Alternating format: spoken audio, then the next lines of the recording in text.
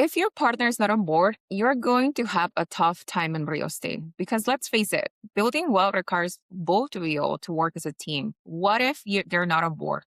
That is exactly what we're going to talk about today. How to have an honest conversation with your significant other so they understand what's at stake. Why is it so important to have this conversation? If you're in a serious relationship or you're married or you just have a significant other, then your money decisions is going to affect both of y'all. And with real estate investing, it's not just a personal financial choice, it's a lifestyle, it's a commitment. There's a lot that goes along with it. With me, I'm kind of like, I'm just going to do this and think about myself. And so when then I got into a relationship with my husband, then I had to like include him, and that took a lot of conversations. He didn't know much about real estate. Actually, he didn't really know about anything because he bought his first house with me. So that was when he started learning about anything related to real estate. In this episode, we're just going to talk mostly and focus on the real estate conversation. I did do a more detailed episode on how to have a money goals and financial goal setting with your significant other.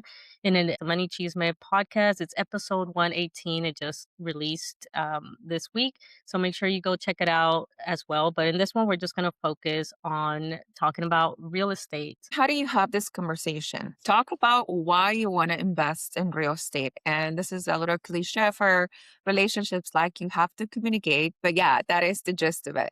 You do have to talk to your partner about it.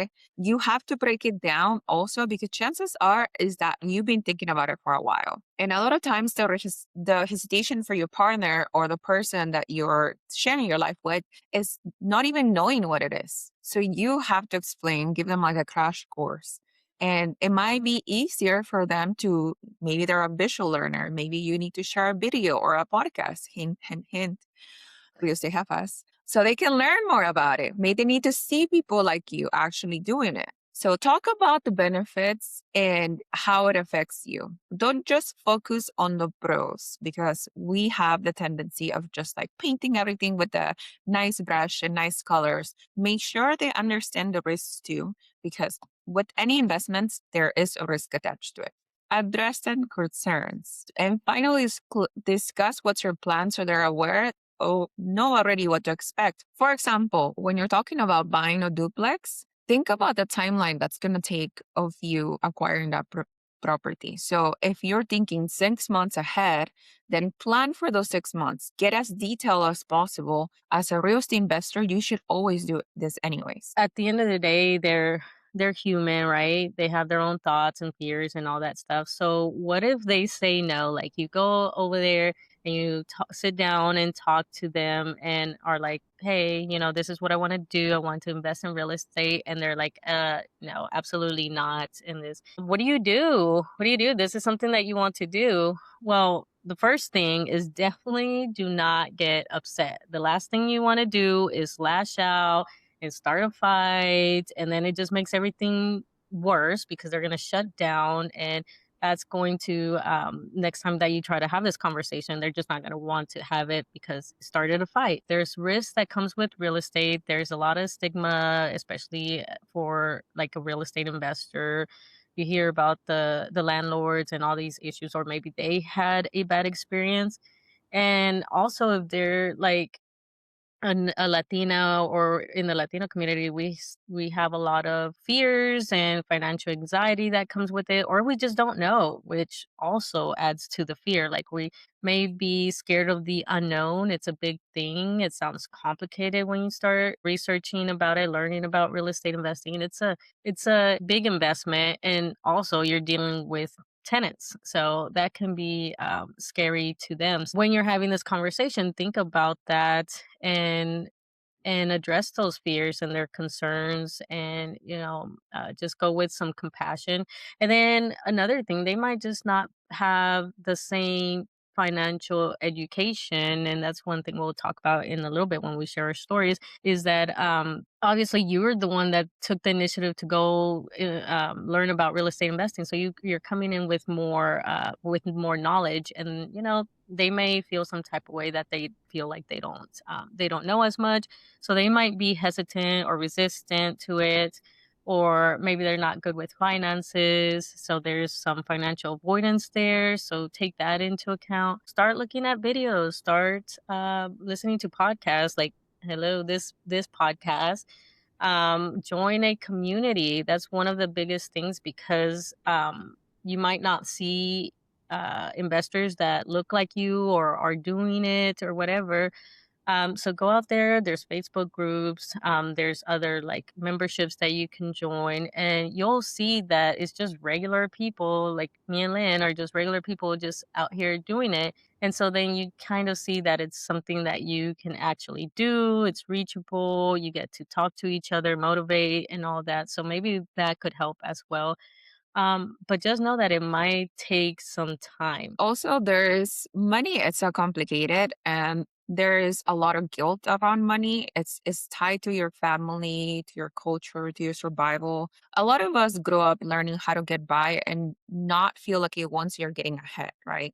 There is a lot of guilt about that too. When money enters the picture, it brings a whole emotional crew with it: loyalty, fear, gratitude, shame, and love. And most of all, avoidance. It's not a flow, it's actual protection. If you're doing better financially, it means somebody else didn't get the chance. And joy is mixed with grief and it's confusing. So your brain it kind of shuts down and says, like, let's just not deal with it at all.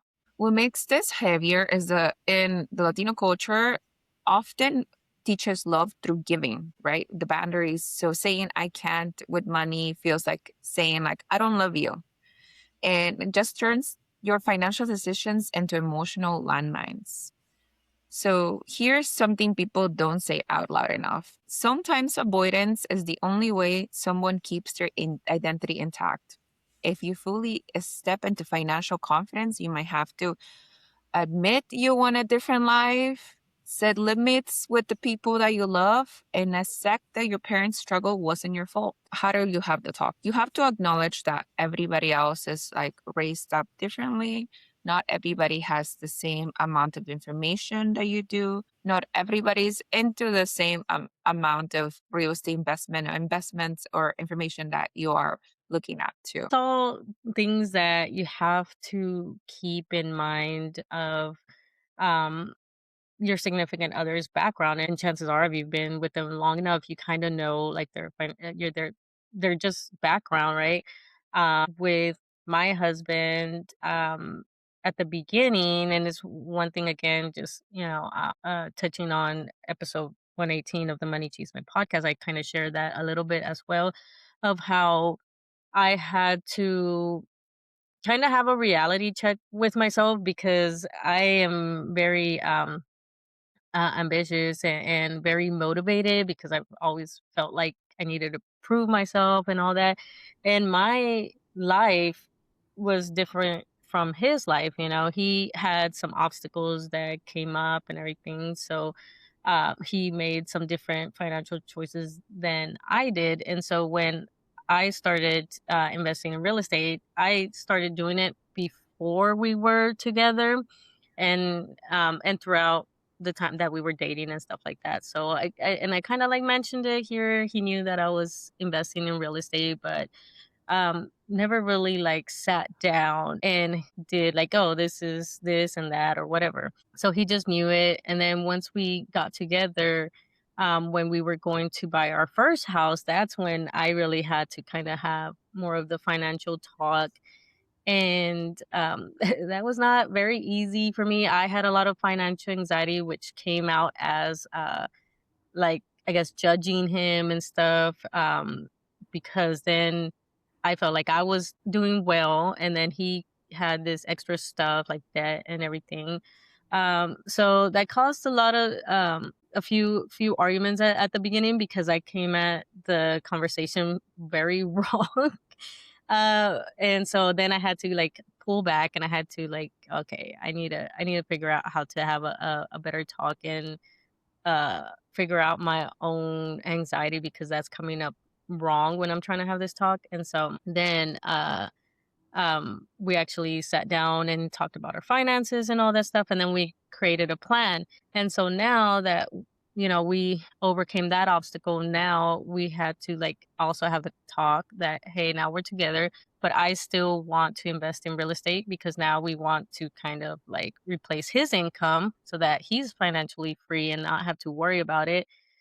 So we just sat down and created a plan of what I would like to do, which is invest over here, and I want to challenge myself. And so I had to sit down and tell him like what that meant, like the risks and all that, and how I needed his support. And so now I have been on the hunt for a property, and I've been including him in everything. He's walked all the properties that I've looked at and get his input and give him a chance. And I have to kind of keep myself contained to not be like a know-it-all and let him, like explore real estate because I want him to enjoy it as well. So he's getting excited. And I was talking to Lynn earlier offline about the deal that I'm working on right now. And so he's super excited. It's nice to see the wheels turning and him getting all these ideas, and now he's super motivated. So when I switched the tactic, then he came on board and now he's even excited, and now we're creating this together, our investment plans and stuff. So yeah, definitely don't do like how I did at the beginning. It was definitely wrong of me to go about it that way and not have that like compassion and stuff. But I matured, I learned, and now we have better talks. And yeah, I'm excited to start investing in real estate as a couple now. It's definitely becoming more of a team. He's gonna do all the labor stuff, like doing all the maintenance and stuff. I get to do all the fun stuff. Um, you know, yeah, I get to be getting the money and doing all the financial stuff and finding the properties, and he gets to do projects. He loves doing projects. So I think that's what got him excited to see, like, yeah, I'm gonna replace this deck. I could do that deck. I'm gonna do the drywall. That's an easy fix, blah blah blah. So it was pretty nice. I was in a similar position in which I'm ahead in the game per se. Of I was the one that was, I know my numbers, I know my income, I know my expenses, I know my savings, I know what I'm investing on, and I'm able to track that quite easily because I've been doing it for years. When I met my significant other, obviously we're in different spaces, so like just bringing up the conversation, like not even about real estate, but talking about debt and income, I had to realize really quickly that we were starting from different steps in the same staircase. So I, just like many people, I'm sure, try to rush the conversation into like bring in the computer with the spreadsheet with like, this is what we're doing, this is what we're spending. And immediately my boyfriend closed down and didn't want to acknowledge like any of his numbers. And I was just like, what do you mean? Like, this is what we do. This is like how it's done. And he was just like, no, no, no, I don't want to think about that right now. Like, I don't even know like that I don't even know the actual number and I don't want to talk about it right now. And then me being the person that's like, okay, well, if you don't want to talk about it right now, then how about Monday? How about Friday? How about next week? How about like in 3 weeks? I'm gonna stop talking about it right now, but you need to give me a date so we can revisit the topic. And he felt rushed. And not only did he feel rushed, he felt judged. Like I needed him to keep up with me per se in a way, and that was not kind to me, right? Like I had to acknowledge that the we're starting from different starting points, and I had many time or many years of thinking about even investing as well. And for him it wasn't, um I think that he was already working towards. So there needs to be an understanding. What I needed to give him was to give him a space and like not rush the process of like, you need to do this right now because I'm already over here. Like that's not allowing him to even ask questions, right? That he doesn't even know what I'm doing. Really, most of the times that are things that I have a plan for, he hasn't even know what step one or step two or step three. So I definitely had to internalize that particular thing. Like, okay, we are in a different space, and then I need him to allow to come with me and not just me come to him. And then dumped all of this information when he is not even prepared to take it. So don't be like me, and definitely be kinder to your significant other because like we mentioned, money comes with a lot of guilt, a lot of avoidance, a lot of expectations.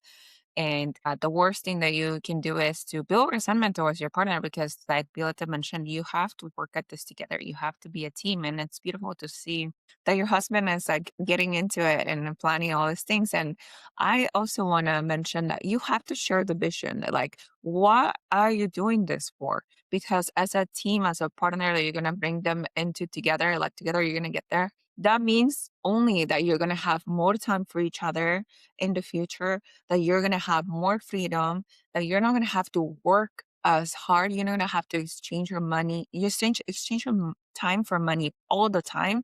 And that retirement that's closer than actually what it's going to be when you're take out 65, right? That is what it's allowing you. That's what the vision is. Like you and like my boyfriend and I, somewhere with the view, drinking a little coconut water after we went on a hike on a Tuesday morning. That is the vision for me. We have the a vision, and it's so nice to be working as a team. So yeah, just try to get your significant other on board, because you can't do it alone. All it's going to do is build that resentment, and at the end of the day, it affects both of your finances. If something goes wrong with that investment, like um and your partner was not on board, they didn't want to do it, whatever, like that's going to possibly end the relationship, right? Because you went out and did something that, with your finances, that affect both of y'all, and it caused some financial strain and everything. And that's the number one reason that people break up is finances. So make sure that you take the time to have this conversation, and get them on board, have that real and honest conversation. And yeah, that's pretty much our tips, and how to have that really needed conversation. Let me know if you have had that conversation with your spouse, and let us know. Maybe we could share more tips, or if you had that conversation, share your tips. If you're watching on YouTube, share below or send it to us on Instagram. But yeah, don't forget to share and subscribe if you're watching on YouTube, and we'll see you in the next episode. Bye.